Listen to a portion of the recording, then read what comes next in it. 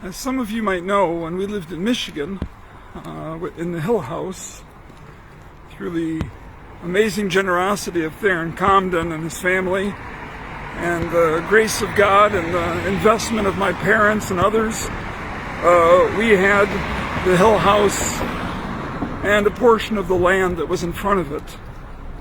And at that time, Steve Comden, the farmer and son of the man who owned the land previous, had a rotation of crops in that field. Now, I am not a farmer. I've never studied agriculture. I know very little about what I'm going to talk about.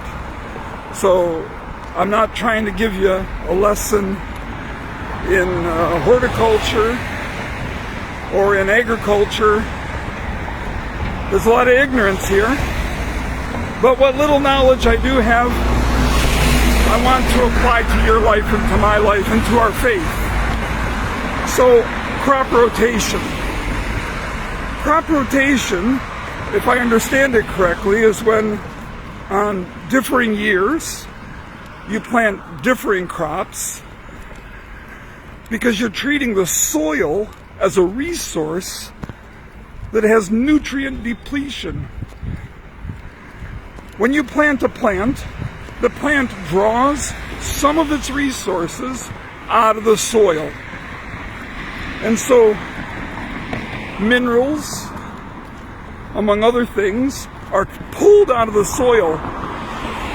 If you plant the same crop repeatedly on the same land and don't do anything for the soil, it cannot produce healthy crops. The soil has to be given rest. It has to be given nutrients.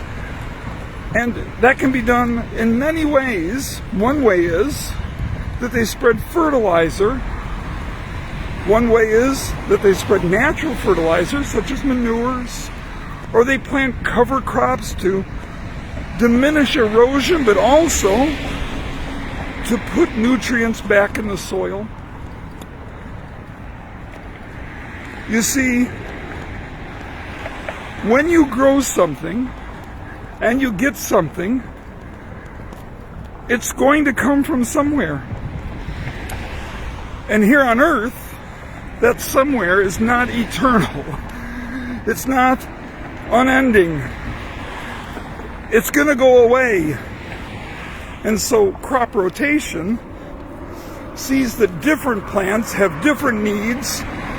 They take certain things out of the soil, but they also may put other things back into the soil. And so you keep a healthy soil through this crop rotation process. I don't know if you can make the jump, but I want to have you look at your faith in your life and think of the soil as your soul. And your practice in your church, and your responsibilities in your church, and your spiritual disciplines, Bible reading, prayer, service, evangelism, worship, reading spiritual books. But I want to encourage you that the Bible frequently talks about seasons, but it also, I think, points to the need for crop rotation. That is, that you consider what you're doing, and if it's depleting your soul and not giving back to your soul. You need soul-refreshing activities, plants, responsibilities, disciplines. Because your soul is giving out, your soul has to keep getting. So, if you're doing the same thing all the time, in the same way, you could be robbing your soul of the nutrients it needs. That's why we have seasons, to some degree. I mean, that's not the astronomical reason we have seasons, but seasons help plants. They help soils. Things need rest, they need nutrients, they need change.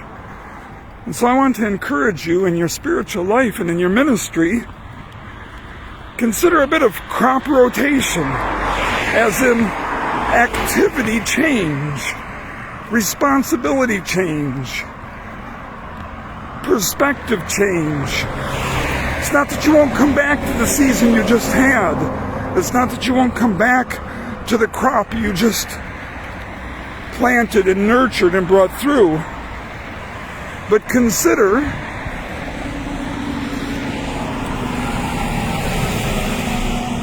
is it possible that you need to be nurturing a new crop to revitalize your soul? That's my thought for the day again.